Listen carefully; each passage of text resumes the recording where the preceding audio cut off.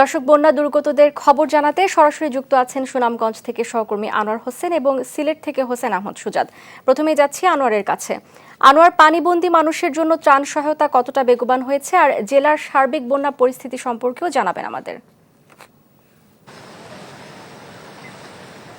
তাকিয়া, আমি সুনামগঞ্জের ছাতক উপজেলায় আছি ঠিক এই মুহূর্তে।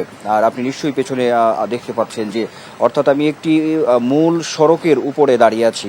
আর পানির যে কিছুটা কমতে শুরু করেছে, অর্থাৎ এই যে ভয়াবহ বন্যা পরিস্থিতিটা গত কয়েকদিন ধরে আমরা বলছিলাম, তো সেই অবস্থার যে কিছুটা উন্নতি হচ্ছে, পানি যে কিছুটা নেমে যাচ্ছে তার একটি চিত্র আমি আপনাকে একটু দেখাতে চাই। আপনি নিশ্চয়ই দেখতে পাচ্ছেন যে পানির তীব্র স্রোত লক্ষ্য করা যাচ্ছে। আর রাস্তার যে ভেঙে যাওয়া যে অবস্থাটা সেটিও আপনি দেখতে পাচ্ছেন। আর এই যে রাস্তাটি আমি ঠিক এই মুহূর্তে দাঁড়িয়ে আছি, এটি ছাতক উপজেলা সুনামগঞ্জের। তো এই পুরো রাস্তায় প্রায় ৩০-৩৫ কিলোমিটারের এই রাস্তা জুড়ে প্রায় এইরকম আছে। অন্তত এই অবস্থাটা এই রাস্তায় অন্তত বলা যাবে যে দুটি জায়গায় অবশ্যই এরকম আছে। আর ভাঙা যে পরিস্থিতি সেটি আরও প্রায় ৭-৮টি জায়গায় আছে, এমন একটি তথ্য আমার কাছে আছে।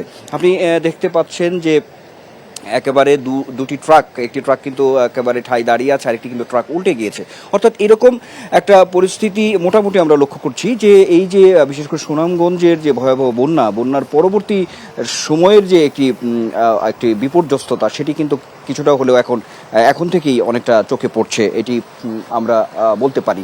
আর সেই সঙ্গে তাকিয়া একটি বলতে চাই যে আপনি যেটি বলছিলেন যে ত্রাণ তৎপরতা, অর্থাৎ এই যে পানিবন্দী মানুষের জন্য যে ত্রাণ সহায়তা, সেই ত্রাণ সহায়তার চিত্রও কিন্তু বেশ আছে। আমি একটু আগেই এই সুনামগঞ্জের গোবিন্দগঞ্জ পয়েন্ট যে এলাকা, সেইখানে আমি ছিলাম, যে অনেককেই বিভিন্ন সরকারি বেসরকারি সংগঠনের পক্ষ থেকে আমরা দেখেছি যে তারা ত্রাণ নিয়ে যাচ্ছে, ট্রলারে করে যাচ্ছে, নৌকা করে তারা সেই গ্রামের ভেতরে ঢুকছে, এমনটা আমরা দেখেছি। তবে কিছু মানুষের সঙ্গে আমরা কথা বলেছি, যেটি হয়েছে যে ত্রাণের যে পর্যাপ্ততাটা সেটা যে খুব বেশি আছে সেটি নেই। কারণ অনেকেই বলছেন যে হ্যাঁ, কেউ যে পাচ্ছেন না সেটি না, অনেকেই পাচ্ছেন, আবার অনেকেই পাচ্ছেন না, এমন তথ্যও কিন্তু আমাদের আছে।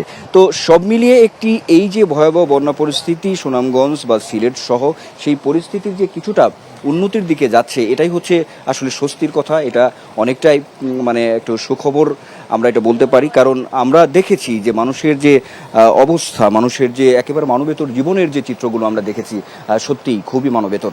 তো সেই জায়গা থেকে মানুষ এখন কিছুটা ঘরে ফিরতে শুরু করেছেন।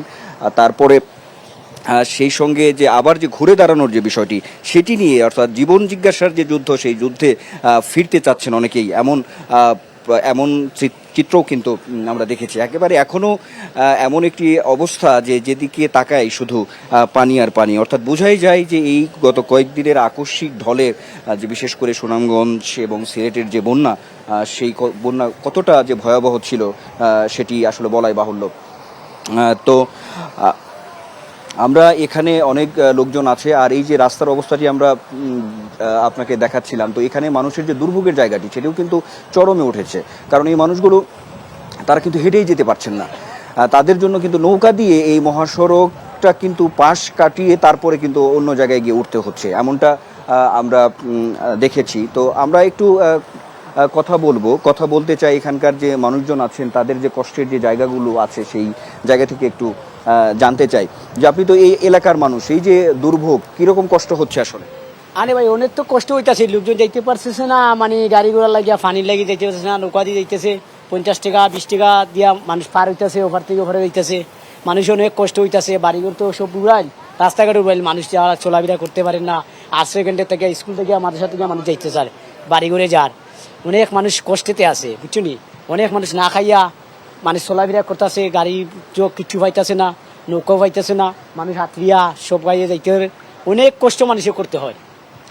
তাকে আপনি শুনছিলেন যে এই অঞ্চলের একজন মানুষ বলছিলেন যে তাদের যে দুঃখ, দুর্ভোগের যে জায়গাটি তৈরি হয়েছে, সেই বর্ণনাটি তিনি করছিলেন। তো তাকে সব মিলিয়ে যদি বলি, তাহলে বলতে হবে যে সুনামগঞ্জের যে অবস্থাটি, পানি নামতে শুরু করেছে, সেই চিত্রটি আপনি নিশ্চয়ই দেখছিলেন। কিন্তু এর পরের যে একটা অবস্থা তৈরি হবে, অর্থাৎ বন্যার পানি যখন নেমে যায়, তারপরের যে একটি অবর্ণনীয় একটি অবস্থা তৈরি হয়, যে মানুষের ঘরে ফেরা, সেখানে আবার ঘুরে দাঁড়ানো, বন্যার মধ্যে সবকিছুই সহায় সম্বল বিলীন হয়ে যাওয়ার পরে যে আবার নতুন করে শুরু করা, সেই শুরুটা আসলে কতটা ভালো মতো হবে সেই প্রশ্নটাই কিন্তু এই বানভাসী মানুষদের মধ্যে রয়েছে। তারা কিন্তু এখনও যথেষ্ট হতাশার মধ্যেই রয়ে গেছে। তো তাকিয়া এই হচ্ছে সুনামগঞ্জের সর্বশেষ পরিস্থিতি। এখন আমরা চলে যাব আমাদের আরেক সহকর্মী সিলেটের জৈন্তাপুরে আছেন হুসাইন আহমদ সুজাত, তার কাছে আমরা জানবো যে সেখানকার বন্যার সর্বশেষ পরিস্থিতি। সুজাত। ধন্যবাদ আনোয়ার। আমি এই মুহূর্তে আছি সিলেটের জৈন্তাপুরে একটি আশ্রয় কেন্দ্র। এবারের বন্যা কিন্তু সবচেয়ে বেশি যে কয়েকটি উপজেলা আক্রান্ত হয়েছে তার মধ্যে অন্যতম হচ্ছে জৈন্তাপুর, গোয়াইনঘাট এবং কোম্পানিগঞ্জ। মেঘালয় থেকে পানি নেমে এসে প্রথম যে উপজেলাটি আক্রান্ত হয় সেই উপজেলা হচ্ছে জৈন্তাপুর। আজকে কিন্তু এই জৈন্তাপুরে পানি অনেকটা কমেছে, তবে আশ্রয় কেন্দ্রে কিন্তু এখনো মানুষদের ভিড় রয়েছে। এবং এই মুহূর্তে যে আশ্রয় কেন্দ্রটিতে আছি হচ্ছে Jaintapur Maulana Abdul Latif Zulekha girls high school. সেখানে দেখতে পাচ্ছেন আসলে বর্ডার গার্ড বাংলাদেশ বিজিবির পক্ষ থেকে কিন্তু সেখানে একটি মেডিকেল ক্যাম্প করা হচ্ছে।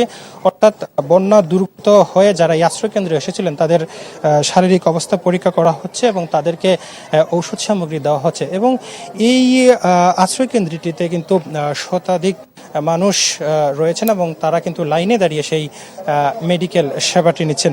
আজকে কিন্তু সিলেটে সুরমা নদীর পানি অনেকটা কমেছে এবং এদিকে যে সারি নদী এবং ধলাই নদী আছে সেগুলিরও কিন্তু পানি অনেকটা কমে গিয়েছে। তবে বিজিবি, সেনাবাহিনী, নৌবাহিনী, কোস্টগার্ড তাদের কিন্তু বিভিন্ন টিম এখন উদ্ধার অভিযান চালাচ্ছে এবং আশ্রয় কেন্দ্রে কিন্তু মানুষের বিভিন্ন জিনিসপত্র, খাদ্যের অভাব দেখা দিয়েছে, সেগুলো কিন্তু জেলা প্রশাসন সেগুলো দূর করতে চালিয়ে যাচ্ছে। এই মুহূর্তে আমরা একটু কথা বলবো 19 ব্যাটালিয়নের অধিনায়ক লেফটেন্যান্ট কর্নেল সুহেল আহমেদের সাথে। আচ্ছা, আপনার আওতাধীন সীমান্ত এলাকায় প্রথম ঢলানে আপনাদের উদ্ধার অভিযান কেমন চলছে এবং আশ্রয় কেন্দ্রগুলোর কি অবস্থা? ধন্যবাদ আপনাকে। আপনারা জানেন যে আমাদের সীমান্ত এলাকায় আমাদের বিজিবি মোতায়েন আছে। তো আমার ব্যাটালিয়নের আওতাধীন টোটাল 19টা বিওপি আছে, যেগুলো সবগুলোই হচ্ছে সীমান্ত দুর্গম এলাকায়। তো বন্যার শুরুতেই যে দুর্গম এলাকাগুলোতে কিন্তু প্রথমে বিজিবি উদ্ধার কার্যক্রম করে আমরা যাদের দরকার তাদেরকে নিরাপদ আশ্রয় নিয়ে আশ্রয় কেন্দ্রগুলোতে পৌঁছে দিয়েছি। সেই সাথে সাথে এখন আমরা বিজিবি ত্রাণ কার্যক্রম পরিচালনা করেছি। আপনারা জানেন যে এখন আসলে রান্নার অভাব, খাদ্যের অভাব, এবং সেই সাথে সাথে আজকে দেখতে পাচ্ছেন এখানে একটা মেডিকেল ক্যাম্প হচ্ছে। আমরা বিজিবি প্রতিদিনই মেডিকেল ক্যাম্প, খাদ্য সহায়তা, ত্রাণ সহায়তা যেটা, আর হচ্ছে উদ্ধার কার্যক্রম নিয়মিত পরিচালনা করে যাচ্ছি আমরা একেবারে বন্যার প্রথম দিন থেকে। তো সেইটার পরিপ্রেক্ষিতে আজকে এই আশ্রয় কেন্দ্রে প্রায় 450-এর উপরে লোকজন আছে। তো আমাদের অলরেডি 350-এর উপরে লোকজনকে আমরা স্বাস্থ্যসেবা দিয়েছি এবং দিন শেষে হয়তো 900-1000 জনকে আমরা স্বাস্থ্যসেবা দিতে পারবো। ধন্যবাদ আপনাকে। আপনি শুনছিলেন যে আসলে এই স্কুলে অর্থাৎ বন্যা আশ্রয় কেন্দ্রে এই মুহূর্তে চিকিৎসা দেওয়া হচ্ছে। পাশাপাশি আমরা ভুক্তভোগী অর্থাৎ যারা বন্যা আক্রান্ত হয়েছেন তাদের সাথে আমরা কথা বলেছিলাম, যে তারা বলছেন যে আসলে এই মুহূর্তে কিন্তু বন্যার পানি নামতে শুরু করেছে এবং এই পানি নামার সাথে সাথে কিন্তু আরো দুর্ভোগ দেখা দিতে পারে, বিশেষ করে স্বাস্থ্যক্ষেত্রে। সেদিকে কিন্তু সরকারকে নজর দিতে হবে। তাকিয়া। সুজাতা এবং আনোয়ার, আপনাদের দুজনকে অসংখ্য ধন্যবাদ। দর্শক, সিলেটের সুনামগঞ্জ এবং জৈন্তাপুর থেকে এতক্ষণ বন্যা পরিস্থিতির খবরাখবর জানাচ্ছিলেন আমাদের সহকর্মী আনোয়ার হোসেন এবং হোসেন আহমেদ সুজাত।